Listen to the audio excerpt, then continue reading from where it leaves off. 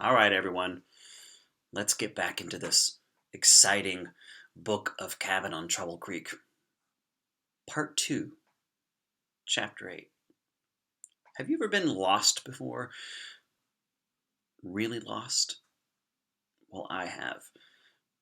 When I read this chapter of Cabin on Trouble Creek, especially the second part of Chapter 8, I have this text to self connection with the two brothers, Daniel and Will. I can feel what they're feeling. I know what it feels like to be absolutely lost on two different occasions. When I was a little boy, not even in kindergarten yet, I decided one day to follow my sisters to the place that they would go to every day, but I lost track of them. And I was not even 4 yet. I think I was close to, I think I was 3.5, maybe. I escaped out of the back door of the house and followed the path to where I thought they were going, but I never found them. And I just kept walking and walking. And then I decided to go back home, but I didn't know which way to go. So I kept walking and walking and never did find my way back. There was a, a, a mom and her son up the road, and I could see them, and I kind of walked towards them, and I knew that they knew something was up. Why would a 3-year-old be wandering around the neighborhood? So they kind of took me under their wing, and long story short, I got a ride home in a police car. hmm A police car.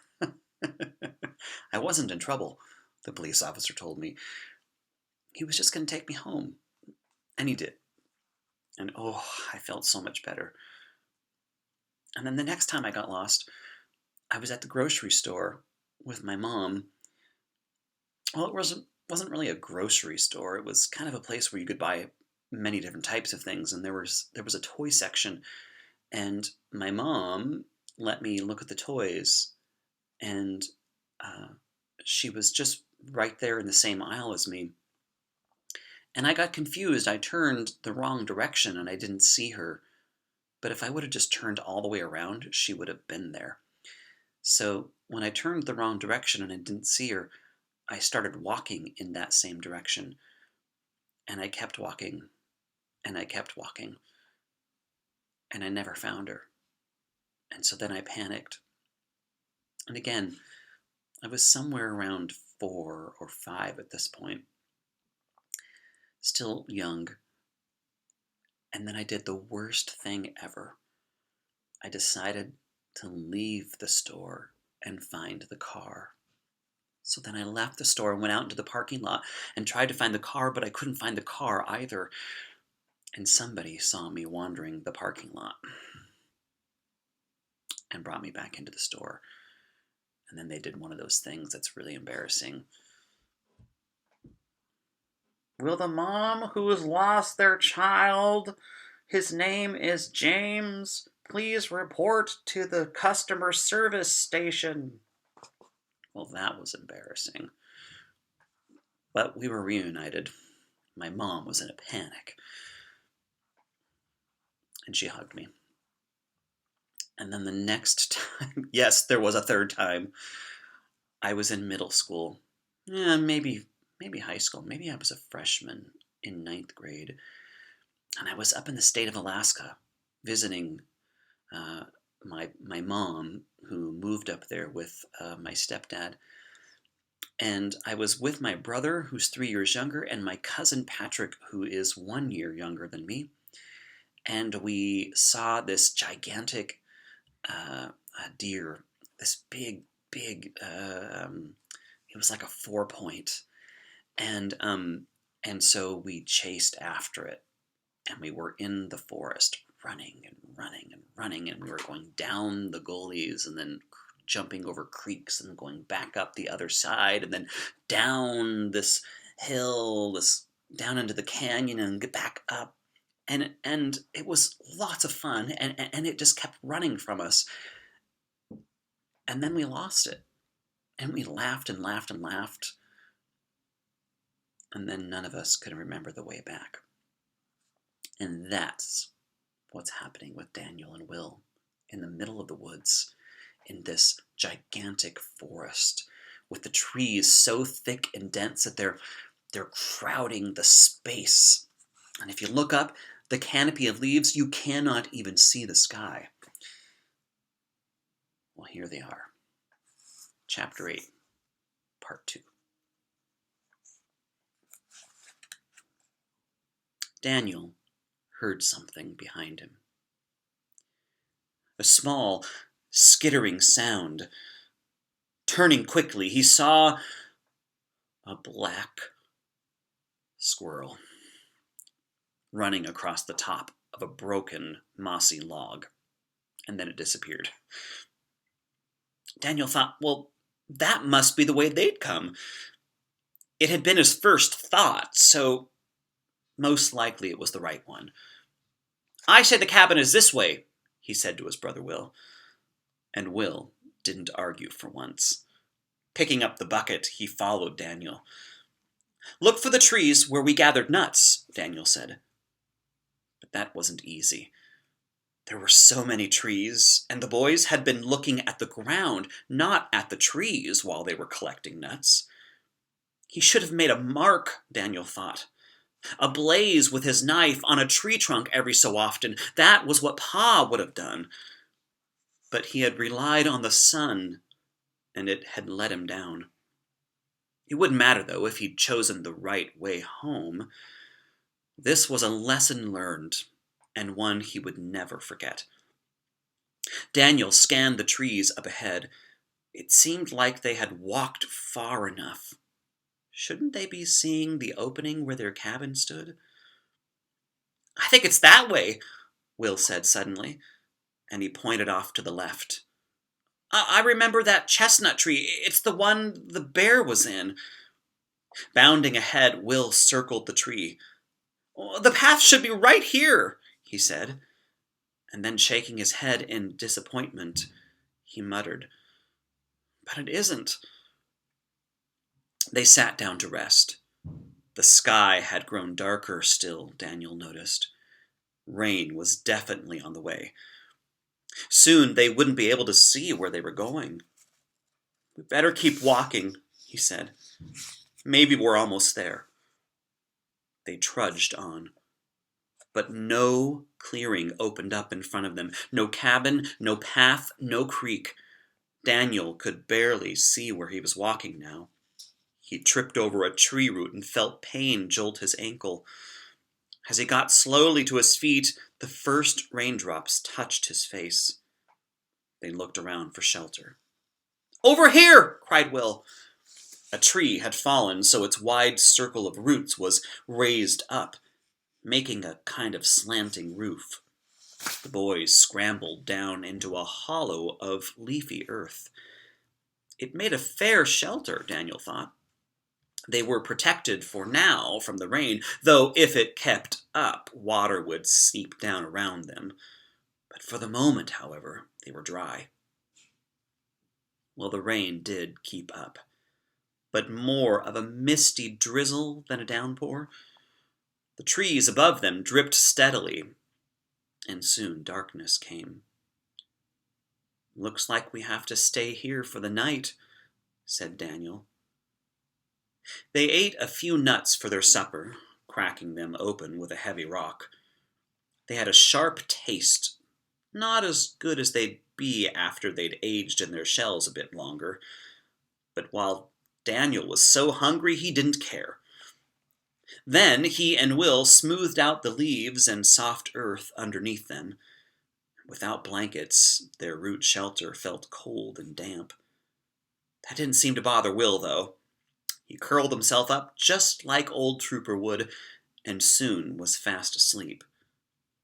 Daniel wished sometimes he could take things as easily as Will. He lay awake, aware of the cold and of something hard underneath his backbone. He wondered if they were safe from wild critters. Could it be that they had taken some animals home? Would something come poking into their shelter while they slept? He'd better stay awake and on guard. He took out his knife and laid it next to him, and he listened for any sounds that might mean danger. But all he heard was the drip, drip, drip of rain in the trees. The sound was soothing, and soon he fell asleep. Suddenly, Daniel awoke with a start. Something was wrong. He sat up, not sure for a moment where he was, and then he became aware that his shirt and his breeches were wet. Water was dripping next to him, turning the earth to mud. He shivered in the damp cold. "Will," he said, "wake up!" Will was already stirring. "What happened?" he asked. "Rain! It's coming in! It came in while we were sleeping! We best get out of here!" The rain had stopped, and the sky was beginning to lighten as they crawled out of the shelter. Daniel was glad for the sun. But the morning air was cool. They had no fire to warm themselves or dry their wet clothes. The only way to warm up was to get walking again. Looking at the trees half hidden by mist, Daniel had no better idea of which way to go than he'd had the night before. Might as well keep walking in the same direction, he thought, and hope to come on something that they knew. And soon, he was so empty inside, he started to hear this growling in his stomach. It seemed like his stomach was about to touch his backbone. It was so empty. So they ate more nuts, which helped a little, and they began walking again. The sky brightened. Not that it would have mattered. Daniel had looked at so many gray-brown tree trunks. He had climbed over so many mossy logs and had pushed through so many brush thickets that he was hopelessly turned around in his head. He had the feeling they could be miles from the cabin, or it could be just behind the next tree. "Look over there!" exclaimed Will. Ahead was a butternut tree. Daniel blinked. That tree looked familiar. It could be. But yes, at last, they had come on something that they knew. The same butternut tree as yesterday. Oh. Daniel suddenly realized they had walked in a complete circle.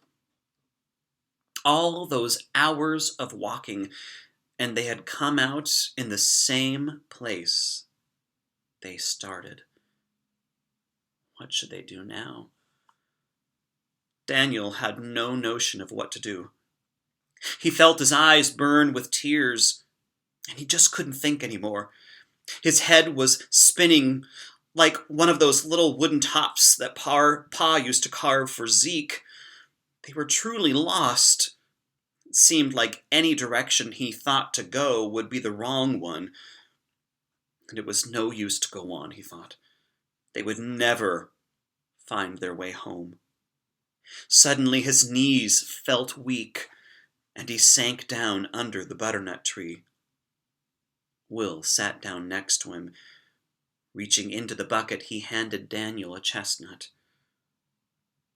"Well," he said, "at least we know which way not to go." They sat and ate nuts, leaning against the rough, dark, gray bark of the butternut tree. Slowly, Daniel felt himself growing calmer. "Think," he told himself. "Think. You just have to think. What would Pa do? Pa would figure things out. That's what he'd do." He would study on a thing so long and so hard, you'd think that he'd fallen asleep, and then all at once, he'd come out with a plan. Daniel stood up. He walked all around the butternut tree, looking and studying like Pa would. And sure enough, after a few minutes, a thought came to him. If they could find the creek, they could follow it to the cabin. But how could they find the creek? He studied on that a while, until he had another thought. Water runs downhill. That was what Pa always said. So if they walked whichever way sloped down, they ought to find the creek. Only what if it turned out to be a different one? Daniel pushed that thought away. They had to try. He walked around some more, looking. It seemed like every direction was pretty flat. But maybe, though, that way sloped down just a little. Well, that was the way they were going to go. Will, he said, listen, I have a plan. And Will didn't ask any questions. He seemed to be looking on Daniel now like he would at Pa, and that made Daniel feel good. It also made him hope hard that he was right. How could they keep from walking in a circle again? Daniel needed to puzzle that one out too. But this time the answer came quicker. Looking off from the butternut tree, he lined up 3 more trees with his eyes. With Will following, he struck out for that 3rd tree, and he made a small cut in its bark with his knife. That would mark it in case they had to find their way back. And then he sighted 3 more trees in a line, and they kept moving. Seems like we're going pretty straight, he muttered to himself. They tramped on so long that Daniel started worrying that he'd picked the wrong way to go. It wasn't really sloping down anymore, and there was no creek. He and Will were going to wander these unending woods until they were so tired and weak that they couldn't take another step, he thought. And then what would happen? Wolves? What was it Pa had said about wolves attacking the weak and the wounded? He wouldn't let that thought in his mind anymore. Maybe he needed to study on this situation some more. Let's rest, Daniel said. So they sat on a hollow log and ate some more nuts. That quieted the gnawing in Daniel's stomach, but he couldn't help wishing that they'd brought some Johnny cake. He thought of the Johnny cake covered with molasses or bees' honey, the way that Ma served it up back home. He could see her table covered with the pretty white cloth that she'd woven herself, the one with the roses in the corners, set out with cool cups of milk and maybe some leftover chicken from last night's supper. Listen, said Will. Did he hear something? Or was he just being wishful? But before Daniel could decide, Will was up and crashing through the bushes. It's here! It's here! He shouted a moment later. It's here, Daniel, the creek! Daniel followed the sound, down an incline, stumbling over roots and fallen branches, and then he caught sight of it, a silvery, glittery crack of water between the trees. The wonderful, welcome sound of water. Woo-hoo! He cried, and he slid the rest of the way down to the muddy bank. Dipping his hands into the cold water, he cupped them to drink. Daniel hadn't realized how thirsty he was. He drank and drank. Will was leaning over the bank, splashing himself with water, ducking his whole face under to drink. And he grinned. We found it! We're not lost anymore! But was it true? Was this the right creek? It looked right somehow, though it was flowing a bit faster than Daniel remembered, with more rocks and more ripples. Daniel needed to stop again and study on it. Which direction would the cabin be? Upstream or downstream? He thought about it every which way, like he knew that Pa would, looking at the water, the sky, the trees, and nothing came to him. Nothing but a feeling. The cabin was upstream, he felt. Maybe sometimes, even for Pa, a feeling was all you had. Daniel made a cut in a sapling tree near the water, in case he'd guessed wrong and they had to come back. "Well, come on," he said to Will. They followed the creek as near as they could, climbing over the logs and sloshing through boggy places. Daniel didn't care how wet he was. He no longer felt cold or tired or hungry. They were getting close, he thought. And he was the first to see something that he knew up ahead. It was that log, the one that's half in and half out of the water. The patch of ferns near it, the place where Will had tried out his new fishing spear. "Look! Look!" he whooped. And then they were running and tripping and sliding along the bank until they caught sight of the path. Then racing along it, the half-full bucket of nuts bouncing against Will's knee. And as they ran, Daniel had a sudden vision of Pa standing at the door of the cabin, and Ma and the little ones waiting inside. Oh, he would be glad to see them, and glad, too, to let Pa be the one to figure things out once more. He strained to see the trees up ahead, and there was no Pa standing by the door. Just the empty cabin with its half-built chimney in blanket-covered door, the wood piled up on the two sides, just the way they'd left it. But it didn't matter.